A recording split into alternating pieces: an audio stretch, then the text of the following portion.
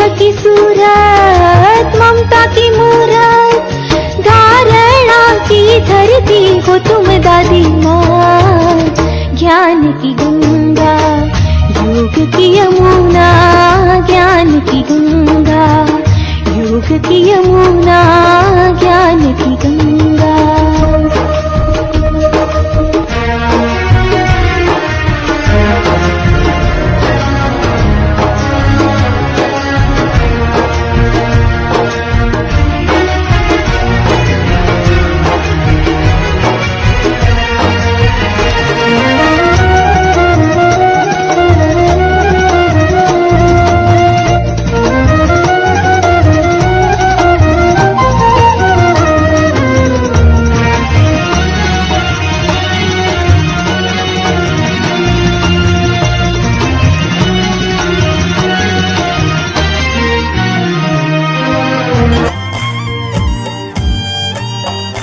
दादी ओ मीठी दादी, किया हमको प्यार कितना।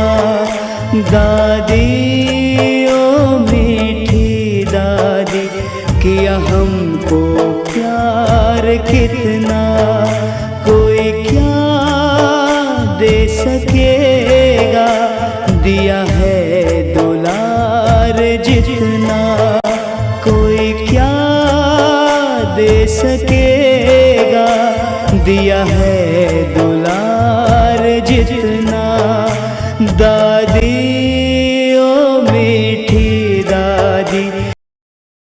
साक्षात्कार जो हुआ उन्हें कृष्ण का, हमारी मीठी प्यारी गंगे दादी को, वो जो संकल्प उनको मिला बाबा से, जो उनको टचिंग हुई, वो उस दिन से उन्होंने ये दृढ़ निश्चय कर लिया कि बस अब हमें भगवान की सेवा में सच्ची गोपिका बननी है। और जो उन्होंने गोपिका का सम्मान सुना था कि गोपिकाएं भाग भाग कर सारे काम छोड़ छोड़ करके वो मुरलीधर के पास चली आती थी, वो क्यों चली आती थी, क्यों वो सबको मुरली सुनाई नहीं पड़ती थी, वो मुरली कुछ ही लोगों को किसको नजर आती थी, है?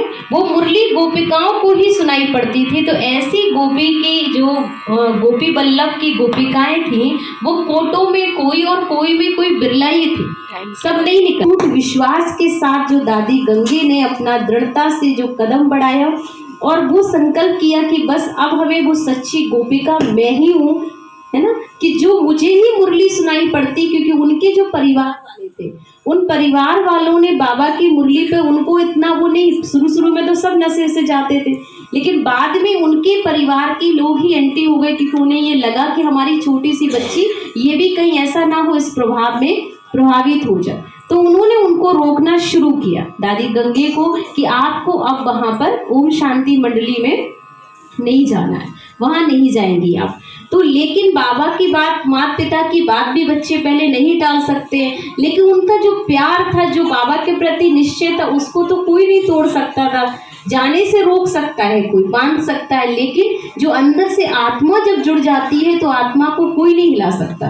गंगे दादी का इतना अटूट निश्चय और ये प्यार इतना था कि घर वालों ने उन पर बहुत सारा अत्याचार किया और उन्होंने लड़के वालों को बुलाया कि भाई इसको शादी करके इनको हम भेज देंगे, लेकिन उनसे बार बार यही पूछते शादी करोगी, आप ओम शांति में नहीं जाओगी, ये पक्का बोलो कि हम आज से हम ओम शांति नहीं जाएंगे, माने ओम मंडली में। उस समय ओम शांति नहीं बोलते थे, उस समय ओम मंडली कहा जाता था। तो ओम मंडली में नहीं जाना है और आज से तुमको यहाँ पर जो है रहना है और शादी करनी है। पर उन्होंने संकल्प कहा कि नहीं, मैंने तो गिरधर गोपाल को ही अपना जीवन साथी बना लिया है, मैं सच्ची मीरा बन चुकी हूँ, अब मैं किसी भी बाहरी इंसान से शादी नहीं कर सकती हूँ। उस समय तो 12 साल में बच्चों की शादी भी हो जाती थी, बहुत टाइम पुरानी बात है। तो 12 साल की एज थी उनकी, लेकिन उस समय वो जो लोगों का प्रभाव, पर वो आत्मा इतनी निश्चय बुद्धि थी दादी कि उनको कितना भी कोई कह रहा था, पर उनका एक अंदर से अटूट निश्चय था कि हम बाबा को नहीं छोड़ सकते। पर धीरे धीरे करने माँ बाप ने सोचा कि ऐसे नहीं होगा तो हम कोई और फोर्स से काम करेंगे। दादी को कहते उन्होंने कई अंधेरे वाले कमरे में ऐसे तालों के अंदर बंद कर दिया कि इस तरह से डर जाएंगी, घबराएंगी, फिर सोचेंगी खाना नहीं देंगे। 3-4 दिन उन घर वालों ने खाना नहीं दिया।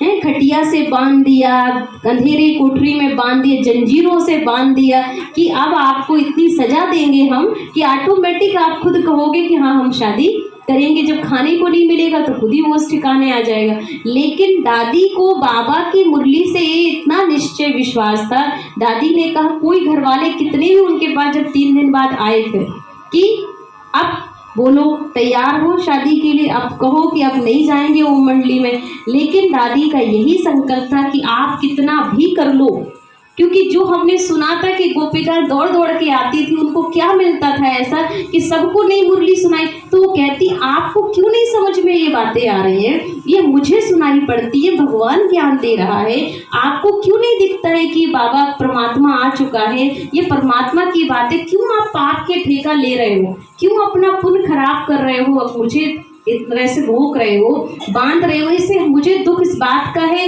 दर्द इस बात का है कि आपके जीवन में जो कष्ट ना आए कोई, क्योंकि आप एक भगवान के भक्त को रोक रहे हो, आप मुझे ईश्वर के बनने से रोक रहे हो, तो कहीं आपको कुछ ना मिले इस बात पर मुझे बहुत दया आ रही है, आप पर बहुत रहम आ रहा है, मुझे इस बात का कष्ट नहीं है कि आप मुझे परेशान कर रहे हो। लेकिन दादी का इतना निश्चय था उस समय, उन्होंने यही दृढ़ता रखी कि हम शादी नहीं करेंगे। और ऐसे करते करते समय बीतता गया और दादी ने 2 महीने लगातार, उनके घर वाले उन पर अनेक प्रकार से परेशान करते रहे, बंद कमरे में रखा, जाने नहीं देंगे। लेकिन कुछ समय के बाद जब अति होती गई, ऊपर से कहते हैं कि जो बहनें थी दादी प्रकाशमणि और बहनें, तो कहते उनके जो ऊपर छत से ऊपर से चिमनी बनी थी, वहाँ से वो उनको प्रसाद और डाल देती थी, वहीं से उनके लिए मुरली डाली जाती थी और वो मुरली वो वहाँ से निकली जो होती थी वो मुरली पढ़ती थी, वो आत्मा बाबा की बातें वो कान में फूंक जाती थी दूर से, तो वो वहाँ से मुरली डालती थी और वो मुरली सुनकर कहते उनका पेट भर जाता था। उन्हें 2 महीने तक भूख नहीं लगी, भोजन नहीं दिया उस आत्मा को। और 12 साल का बच्चा, आज के समय तो 12 साल को हम क्या कहेंगे, बच्चे ही कहेंगे हैं। तो वो निश्चय उनका, वो कॉन्फिडेंस, वो परमात्मा के प्रति अटूट प्यार था कि वो किसी भी स्थिति में दादी जी नहीं हिली तो नहीं मिले। और उसके बाद कहते उनकी बेटी एक और थी, विदेश से आई, तब उसने देखा कि ये हमारे घर वालों ने क्या कर रखा है, तो उसको बाहर निकाला, कहा कि आप तो ये मर जाएगी, इस तरह से अगर आप इसे अंदर बंद रखेंगे। तब फिर उन्होंने समझाया, तब वो बाहर निकाला, तब कहा कि भाई ये नहीं मानने वाली, ये तो वहीं जाएगी मंडली में। तो फिर उस समय बात बाहर पब्लिक में आई, वहाँ पर रखी गई कि भाई अगर कोई इंसान अपना निश्चय से करना चाहता है तो उस पर इस तरह से अत्याचार ना किए जाएं, अगर वो मंडली में जाना चाहती हैं तो उन्हें भेज दो। तब फिर खुशी खुशी से उनके परिवार वालों ने उनको छुट्टी दी कि इतने दिनों में जब हम नहीं बुलवा पाए कि शादी करोगी और बहु मंडली नहीं जाओगी, लेकिन वो नहीं मानी तो नहीं मानी। और ये निश्चय उनका अटूट विश्वास ने दादी को ऐसा बाबा के कार्य में जोड़ दिया कि वो पूरी तरह से अपना जीवन उन्होंने ईश्वर की सेवा में समर्पण कर दिया। और ऐसे करते करते दादी कई जगहों पे बाबा के साथ सेवाओं में रहीं। फिर उसके बाद कानपुर भूमि में उनका आगमन हुआ। पूरे यूपी का हमारा सारा टोटल यूपी जितना भी हमारा है, सारे यूपी का चार्ज हमारी गंगे दादी के कंधों पर ही था। जितना जो आजकल हम लोग दिल्ली अलग देखते, इलाहाबाद अलग देखते, कानपुर लखनऊ सब अलग, लेकिन उस समय जब दादी थी तो सारी बागडोर सिर्फ एक के हाथ में थी। पूरा टोटल यूपी का चार्ज हमारी गंगे दादी ही संभालते थे। और सारी बहनें आसपास टोटल सबसे शुरुआत दिल्ली की ही दादी ने की थी। फिर कानपुर में बाबा ने कहा कि हर ये गंगे है, हर हर गंगे, ये गंगा बनकर सब जगह बहेगी। और अनेक आत्माओं को जो मंडलेश्वर थे उस समय, तो जो यूपी में ज़्यादातर तो धार्मिकता बहुत थी, तो धार्मिक विंग की जो अध्यक्ष रही दादी हमारी, उन्होंने धार्मिक वृत्तियों को फैलाया, चारों तरफ लोगों को एक संदेश दिया।